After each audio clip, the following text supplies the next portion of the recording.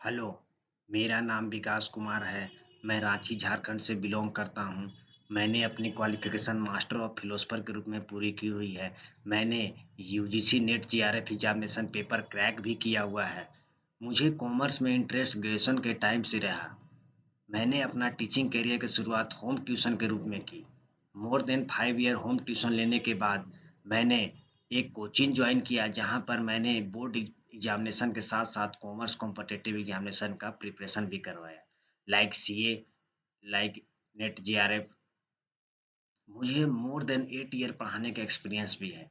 मेरे स्टूडेंट मेरे teaching experience plus exam निकालने की ट्रिक को अपनाकर मेरे स्टूडेंट को डेफ़िनेटली बेनिफिट पहुँचेगा ही पहुँचेगा। इसी को देखते हुए मैंने कंटेंट प्लान बनाया है जो यूजीसी नेट जेआरएफ के अकॉर्डिंग है। चलिए आइए देखते हैं कंटेंट प्लान।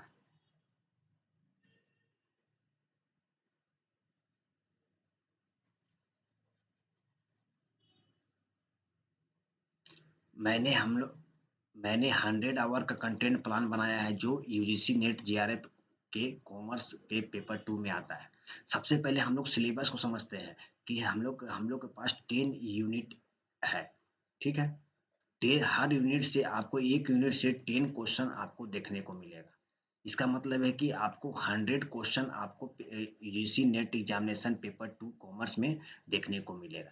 इसी को हम लोग स्मार्ट मैनर की तरह से हम लोग तैयारी करेंगे कि मतलब कि हम लोग को 100 आवर के कंटेंट प्लान 100 आवर में ये कंप्लीट हो जाए। तो सबसे पहले हम लोगों ने business environment and international business के लिए 12 क्लासेस रखी हुई है। स्मार्ट मैनर कहने का मतलब है कि सबसे पहले हम लोग पीवाईक्यू देखेंगे कि कौन-कौन सा टॉपिक बिज़नेस एनवायरनमेंट में आया हुआ है, कौन-कौन सा इंटरनेशनल बिज़नेस में आया हुआ है, ठीक है? किस वे में मतलब क्वेश्चन पूछा जा रहा है, किस लेवल का क्वेश्चन पूछा जा रहा है, उससे हम लोग को पीवाईक्यू देखने से हम लोग को ये फ़ायदा हो जाएगा, ठीक है? उसके बाद हम लोग 10 से 11 क्लास में मतलब कि हम लोग इसका पूरा पूरा थ्योरी कंप्लीट करेंगे और प्लस वो एक क्लास में हम लोग एमसीक्यू सॉल्व करेंगे, ओनली सिर्फ business environment and international business, ठीक है? नेक्स्ट हम लोग का आता है अकाउंटिंग एंड ऑडिटिंग के लिए हम लोगों ने 10 क्लासेस रखा हुआ है। कहने का मतलब है कि हम लोग 10 क्लासेस में पीआईक्यू से हम लोग अंदाज़ा लगा सकते हैं कि मतलब कौन से किस टाइप का क्वेश्चन पूछा जा रहा है, ठीक है? उसके बाद हम लोग जितना भी हम लोग का टॉपिक है, उस टॉपिक को कंप्लीट करेंगे। उसके बाद हम लोग एमसीक्यू सॉल्व करेंगे only for accounting and auditing.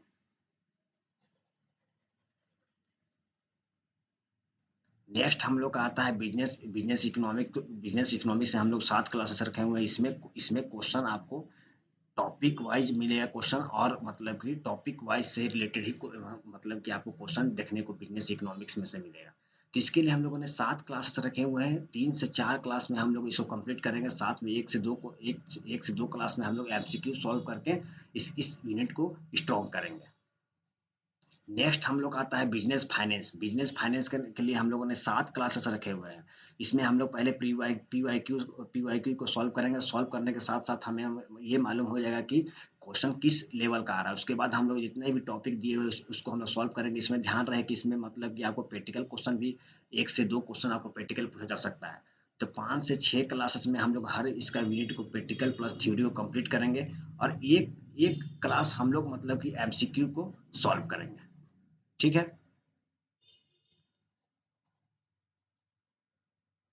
Next हम लोग का आता है बिजनेस स्टैटिक्स या रिसर्च मेथड के हम लोगों ने 7 क्लासेस रखे हुए हैं।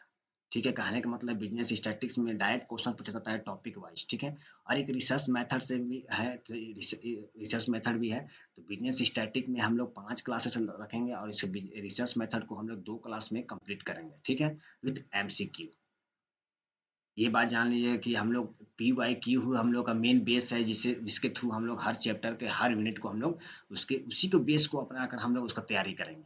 नेक्स्ट हम लोग का आता है बिजनेस मैनेजमेंट एंड एचआरएम। ठीक है, ये सब अगर आपसे अगर पूछा जाए कि सबसे जो लॉन्गेस्ट यूनिट है कौन सा है, तो बिजनेस मैनेजमेंट एंड एचआरएम। इसके लिए हम लोगों ने 15 क्लासेस रखा हुआ है। हम लोग ईच एंड एवरी टॉपिक को हम लोग कंप्लीट करेंगे। उसके बाद एमसीक्यू सॉल्व करके ये यूनिट को स्ट्रॉन्ग करेंगे business management and HRM. Next हम लोग आता है banking banking and financial institution के लिए हम लोगों ने 10 क्लासेस रखा हुआ है। बैंकिंग में अभी पीवाईक्यू को अभी देखिए, अगर हाल फिलहाल का पीवाईक्यू को देखिएगा तो उसमें बैंकिंग में हिस्ट्री से क्वेश्चन ज़्यादा, 1 से 2 क्वेश्चन आपको बैंकिंग का हिस्ट्री से देखने को मिलेगा। इसके लिए हम लोग पीवाईक्यू को सॉल्व करेंगे, उसके बाद हम लोग जितना भी टॉपिक है उसमें बैंकिंग एंड फाइनेंशियल उसको हम लोग पढ़ेंगे और समझेंगे। उसके बाद हम लोग इसका एमसीक्यू भी करके 10 क्लास में इसको हम लोग कंप्लीट करेंगे। नेक्स्ट हम लोग पास है मार्केटिंग मैनेजमेंट के लिए 8 क्लासेस हम लोगों ने रखा हुआ है। इसमें मतलब कि आपको मतलब क्वेश्चन आपको एग्जाम में डायरेक्ट क्वेश्चन पूछा जाता है। इसमें मतलब कि हर टॉपिक के अनुसार क्वेश्चन पूछा जाता है। इसको हम लोग 7 से 8 क्लास में इसको हम लोग मार्केटिंग मैनेजमेंट को, इसमें याद रखिएगा एक आरसी भी पूछा जाता है। अगर पीवाईक्यू अगर हम लोग उठाते हैं 2 साल का, तो उसमें आपको मार्केटिंग से एक आरसी भी मिलेगा देखने के लिए। इसके लिए हम लोग मतलब कि एक्स्ट्रा एक क्लास हम लोग एक्स्ट्रा रखेंगे मार्केटिंग मैनेजर में, कैसे हम लोग को इसको सॉल्व करना है, कैसे इसको बताना है, इसमें हम लोग क्लियर करेंगे। नेक्स्ट हम लोग का आता है लीगल एब्स्ट्रैक्ट ऑफ बिजनेस के लिए हम लोगों ने 8 क्लासेस रखा हुआ है। कहने का मतलब है कि बिजनेस के द्वारा जितने भी लॉ है हम लोग 12 से 13 लॉ पढ़ना है इसमें। इसमें हम लोग 6 से 7 क्लास में हम लोग जितने भी लॉ है उसको कंप्लीट करेंगे और साथ में 1 से 2 क्लास में हम लोग एमसीक्यू को सॉल्व करेंगे। नेक्स्ट और लास्ट हम लोग आ जाता है income tax and corporate tax planning के लिए हम लोगों ने 9 क्लासेस रखा हुआ है। इनकम टैक्स से क्वेश्चन आपको मतलब कि आप इसके लिए हम लोग पीवाईक्यू करेंगे। पीवाईक्यू प्लस जितना भी मतलब टॉपिक दिया हुआ है, टॉपिक को कंप्लीट करेंगे सिलेबस में अनुसार। और कॉर्पोरेट टैक्स प्लानिंग के लिए 1 से 2 क्लास में हम लोग इसको कंप्लीट करेंगे विद एमसीक्यू सॉल्व करके। 9 क्लास में हम लोग इनकम टैक्स को पूरा कंप्लीट करेंगे। और लास्ट में हम लोग का बच जाता है 5 क्लासेस, जो हम लोग मतलब कि 5 क्लासेस जो हम लोग का बच गया है 5 क्लासेस। इसमें हम लोग 5 क्लासेस में हम लोग मतलब कि हम लोग के पास कितना 10 यूनिट है, तीनों यूनिट के क्वेश्चन को मिलाकर इंटू 10 100 क्वेश्चन हम लोग मतलब कि पर आवर करेंगे, जिससे हम लोग 500 क्वेश्चन हम लोग का सॉल्व हो जाएगा, जो क्वालिटी बेस 500 क्वेश्चन हम लोग का क्वालिटी बेस क्वेश्चन सॉल्व हो जाएगा। हम लोग का एग्जाम में सिर्फ 100 क्वेश्चन ही सॉल्व करना है। This is my our content plan, I hope आपको अच्छा लगा होगा। इसी को देखते हुए इसी को देखते हुए मैंने एक टॉपिक तैयार किया हुआ है। टॉपिक आपका अकाउंटिंग एंड ऑडिटिंग से है। टॉपिक आपका अकाउंटिंग एंड ऑडिटिंग से है। टॉपिक का नाम है कैश फ्लो स्टेटमेंट। इससे आपको हर एक साल क्वेश्चन मतलब कि देखने को मिलेगा इसमें, इसलिए मतलब कि यहाँ पे यूजीसी नेट 2023 के दिसंबर के एग्जाम में आपको कैश फ्लो स्टेटमेंट से मतलब क्वेश्चन आपको देखने को मिलेगा ही मिलेगा। एक छोटा सा एग्जांपल के थ्रू हम लोग कैश फ्लो स्टेटमेंट को समझते हैं। जिस प्रकार एक पर्सन अपने कैश को मैनेज करने का काम करता है ताकि उसे कैश की शॉर्टेज ना हो पाए, ठीक उसी प्रकार एक कंपनी, एक इंडस्ट्री अपने कैश को मैनेज करने का काम कैश फ्लो स्टेटमेंट के थ्रू करती है ताकि उसे कैश की शॉर्टेज देखने को ना मिले। ये शॉर्ट टर्म प्लानिंग करती है, लेस देन 1 ईयर के लिए इसको बनाया जाता है। अब हम लोग कैश का मीनिंग अलग समझेंगे, फ्लो का मीनिंग अलग समझेंगे। कैश की कैटेगरी में हम लोग कैश ऑन हैंड, जो पैसा आपके हाथ में पड़ा हुआ है, और demand deposit with bank. Bank में जो पैसा जमा रहता है किस टाइप का आता है, डिमांड डिपॉजिट टाइप का। जब आपको पैसे की जरूरत होगी तब आपको मिल जाएगी, तो इसको भी हम लोग कैश की कैटेगरी में ही डालेंगे। नेक्स्ट हम लोग का फ्लो का मीन्स क्या होता है, तो इन फ्लो और out flow of cash equivalent. यहाँ पे एक नया वर्ड आ रहा है फ्रेंड्स, इसको ध्यान से पढ़ेंगे, इससे एग्जाम में क्वेश्चन आता है कि कैश इक्विवेलेंट होता क्या है। तो कैश इक्विवेलेंट होता क्या है, तो ये शॉर्ट टर्म के लिए होता है, ठीक है। ये हाईली लिक्विड इन्वेस्टमेंट होता है और कन्वर्ट इनटू कैश, ये तुरंत कैश में कन्वर्ट हो जाता है। अब आगे चलते हैं हम लोग।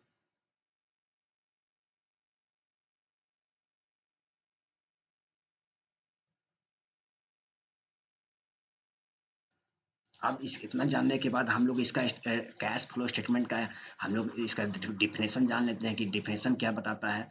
तो हम लोग का डिफिनेशन क्या बताएगा कि ये चेंज बताता है, क्या चीज़ पे, कैश बेसिस पर फाइनेंशियल पोजीशन के चेंज को बताएगा कैश फ्लो स्टेटमेंट। मतलब कैश फ्लो स्टेटमेंट हम लोग क्या बताता है, ये ध्यान से समझिएगा फ्रेंड्स।